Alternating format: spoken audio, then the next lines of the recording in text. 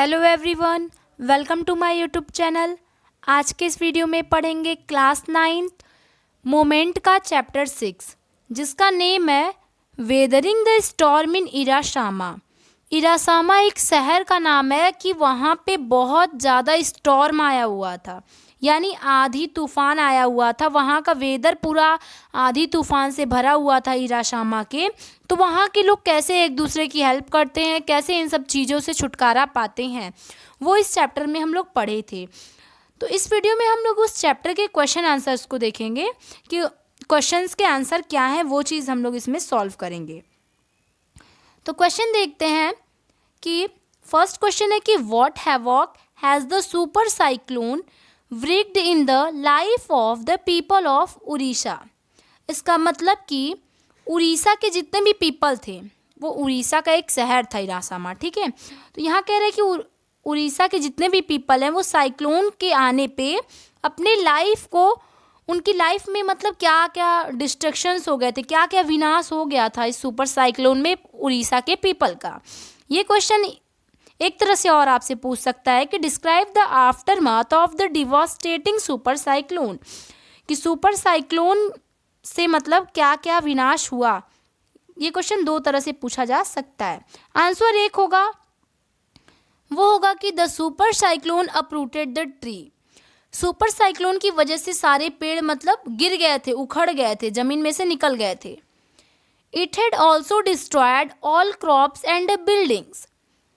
इस super cyclone से सभी बिल्डिंग और सभी फसलें भी नष्ट हो गई थीं। The water entered the house and field. पूरा हर जगह पानी पानी भर गया था, सबके घरों में पानी भर गया था। There were water and water everywhere. Cyclone का मतलब पानी से ही तो होता है, तो कह रहा है कि हर जगह पूरा पानी पानी हो गया था। Water and water everywhere. Strong wind blue. बहुत तेजी से हवा भी चल रही थी। They beat the houses with great fury. It rained and rained continuously. मतलब पूरा कंटिन्यू रेन हो रही थी और यहाँ के सारे पेड़ उखड़ गए थे, सारे क्रॉप बिल्डिंग सब कुछ नष्ट हो गया था। सभी लोगों के घर बह गए थे उस पानी में और फिर सभी लोगों के घरों में पानी तक घुस गया था। इसी तरह से लोगों के मतलब बर्बादी हो गई थी। क्वेश्चन 2 है कि how has Prashant a teenager been able to help the people of his village. गाँव के लोगों की हेल्प प्रशांत कैसे करता है। आप स्टोरी नहीं पढ़े हैं तो इस वीडियो के डिस्क्रिप्शन में मैं आपको लिंक प्रोवाइड की हूँ, आप स्टोरी पढ़िए ताकि ये भी पता चले कि प्रशांत कौन था। मैं बता दे रही हूँ, प्रशांत एक लड़का था गांव का जो कि इस सुपर साइक्लोन में देश मतलब गांव वालों की रक्षा करता है। वो कैसे करता है वही इस क्वेश्चन में लिखना है। ये क्वेश्चन इस तरह से भी पूछा जा सकता है कि how did Prashant the teenager help the people of his village. मतलब बीइंग एबल टू हटा भी दिया जा सकता है, तब भी मतलब वही होगा। ये क्वेश्चन ऐसे भी पूछा जा सकता है कि how did Prashant help the villagers, कि प्रशांत कैसे ग्रामवासियों की रक्षा करता है या फिर हेल्प करता है। आंसर एक होगा कि Prashant is a teenager. He bring a large number of orphan children together. He put up a polythene sheet shelter for them. He asked women of his village to look after them. He lays the children on the sand with utensils on their stomach. The helicopter see them, then they throw food items. इसका मतलब कि प्रशांत जो है वो कहता है, मतलब थोड़ा वो लीडर की तरह काम करता है। और ऑर्फन मतलब मैं आपको बता दूं तो अनाथ बच्चे होते हैं, इसका मतलब जिनके माँ और बाप दोनों लोग खो चुके हों का मतलब ना हो तो उन्हें हम ऑर्फन बच्चे कह सकते हैं। तो प्रशांत क्या करते हैं, ऑर्फन बच्चों के लिए एक मतलब पॉलीथीन सीट बिछाते हैं, मतलब रहने के लिए मतलब थोड़ा ठिकाना उन सबों को देते हैं। और गांव की औरतें उन बच्चों की देखभाल करती हैं ताकि उन बच्चों को ये ना महसूस हो कि मेरे माँ पापा नहीं हैं। और प्रशांत कहते हैं कि जितने भी बच्चे हैं, children on the sand with utensils on their stomach. Prashant कहते हैं कि जितने भी बच्चे हैं वो अपने पेट पे क्या रख लें, स्टोमक पे यूटेंसिल्स रख लें, बर्तन रख के सो जाएं ताकि जब हेलीकॉप्टर आए गवर्नमेंट की तरफ से तो उन्हें पता चले कि यहाँ की गांव की जनता अभी भी भूखी है, फूड आइटम की कमी है। क्योंकि मैं आपको बता दूं तो गवर्नमेंट उतना खाना नहीं देती थी कि खाना नहीं देती है और थी भी कि गांव वालों को हो सके, पूरा हो सके। एक एक पैकेट गिराती है तो किसी का पेट नहीं भरता है। तो प्रशांत कहते हैं कि आप लोग अपने पेट पे थाली रख के सो जाइए बच्चों को, ताकि इस हेलीकॉप्टर वाले को पता चले कि इस गांव में खाना पूरा इनफ नहीं है। इससे क्या हुआ कि हेलीकॉप्टर आया और देखा कि यहाँ के बच्चे पेट पे थाली रख के सोए हैं, तब उसके बाद अगले दिन से खाना ज़्यादा हेलीकॉप्टर से गिराया जाने लगा। इस तरह हेल्प करता है प्रशांत अपने गांव वालों की। ठीक है, फिर नेक्स्ट क्वेश्चन कि how have the people of the community help one another. गांव के लोग मतलब एक दूसरे की कैसे हेल्प करते हैं। What role do the women of कालीकूड़ा play during this day? कालीकूड़ा जगह की औरत मतलब कौन सी हेल्प प्ले करती हैं, कौन सा रोल निभाती हैं, क्या वो लोग हेल्प करती हैं, वो आपको लिखना है। आंसर है कि the people of the community help one another through cooperation. Cooperation मतलब होता है कि एक दूसरे से मिल बांट के रहना, एक दूसरे की सहायता करना। ठीक है, तो वही कहा जा रहा है कि ये लोग एक दूसरे से मिल के रहें, इससे बहुत बड़ी एक दूसरे को हेल्प मिलती है। They gather together the orphan children. वो सभी अनाथ बच्चों की मतलब हेल्प करते हैं, जैसे कि सभी औरतें अनाथ बच्चों की रक्षा करती हैं, ताकि बच्चों को ये ना फील हो कि मेरे पास माँ पापा नहीं है। इससे बच्चों को बहुत खुशी होती थी। और they build a polythene shelter for them. सब लोगों ने मिल के पॉलीथीन शेल्टर बनाया, मतलब घर बनाया पॉलीथीन टाइप का, ताकि उसमें बच्चे रह सकें। फिर क्या हुआ कि man secure food and material for the shelter. अपने बच्चों के लिए, अपने वाइफ के लिए जो मैंस थे और आदमी जो थे वो सिक्योर फूड मतलब खाना खोजने निकल दिए। सभी गांव के सभी पर्सन मैन गए, खाना की व्यवस्था करने लगे। Women work in the food for work programme of the non government organisation. NGO एक मतलब गवर्नमेंट का होता है, उसका मतलब नॉन गवर्नमेंट ऑर्गेनाइजेशन होता है। इसमें औरतें काम करती हैं तो उन्हें खाने के लिए पैसा या फिर खाने वाली चीज़ें मिलती हैं। तो गांव के लोग एक दूसरे से मतलब हेल्प करते हैं। सभी औरतें जाके उस NGO में काम करने लगती हैं, खाने पीने के लिए मतलब व्यवस्था हो जाती है।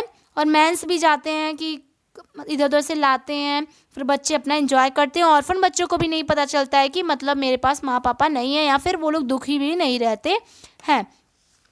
इसी तरह से गांव वाले एक दूसरे की हेल्प करते हैं और सभी लोग खुश रहते हैं। Question number 4, why do Prashant and other volunteers resist the plan to set up institution for orphan and widows? What alternative do they consider? तो कहने का मतलब कि प्रशांत और अदर वॉलंटियर मतलब होता है समाज सेवी, मतलब जो देश या समाज के लिए कुछ करना चाहता हो। ठीक है, वो लोग क्यों मना कर दिए? रेजिस्ट मतलब मना, मतलब क्यों इनकार कर देते हैं कि गांव में एक ऐसा इंस्टीट्यूशन बैठे जिसमें ऑर्फन और विडोज औरत रह सकें। विडोज मतलब विधवा औरत जिनके पति ना हो। तो ऐसा इंस्टीट्यूशन क्यों नहीं मतलब प्रशांत और गांव वालों ने बैठने दिया?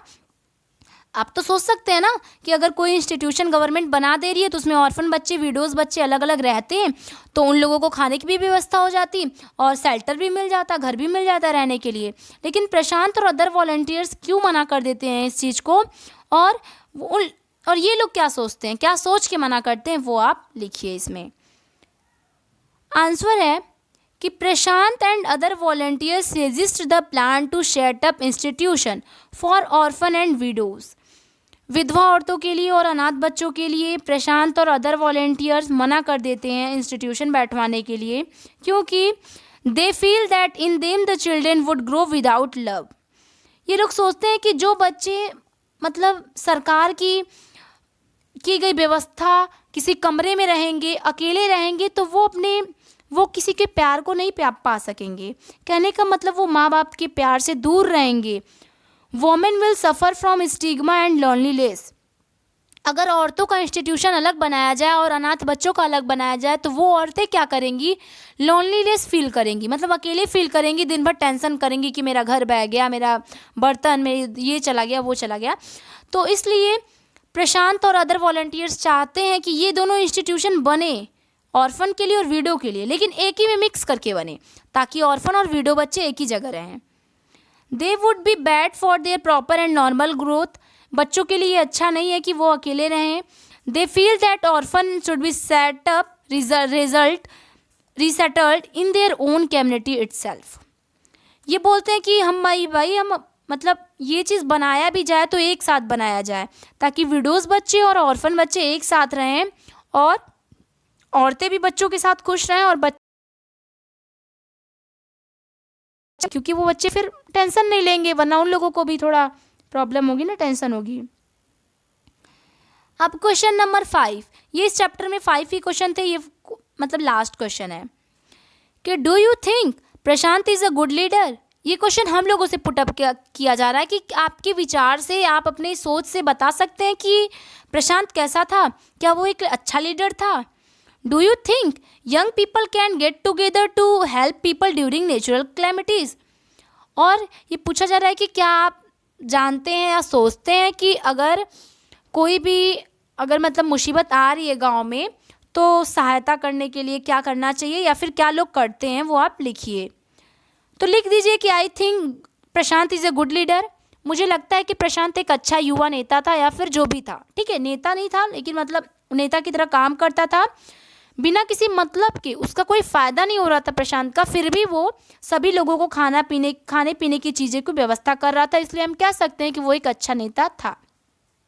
He organized all together to face the super cyclone Ryun. He became a kind of savior for these cyclone hit people of Hiroshima. ये हिरोशिमा शहर के पीपल की बहुत हेल्प करता है सुपर साइक्लोन के दौरान, खाने पीने की चीज़ों का भी ध्यान रखता है, और मतलब उन लोगों के रहने की ठिकान की भी व्यवस्था करता है, आइडिया लगाता है, और सबसे हेल्प मांगता है गांव वालों मैन से, और फिर अपना काम डन करता है। I also think that young people can surely get together. यहाँ आप देखिए पूछा था ना कि क्या आप सोच रहे हैं कि जो गांव के जवान आदमी हैं या फिर यंग पीपल हैं, क्या वो किसी चीज़ में आपका साथ देंगे। किसी भी नेचुरल क्लेमिटीज़ में कोई भी अगर घटना घट रही है गांव में, तो क्या गांव के जवान लोग, यंग पीपल क्या हेल्प करते हैं। तो यहाँ पे लिखा गया है कि people can surely get together, उस गांव के सभी आदमी इकट्ठा होकर एक दूसरे की हेल्प किए, और फिर they can help people during natural calamities with like Prashant.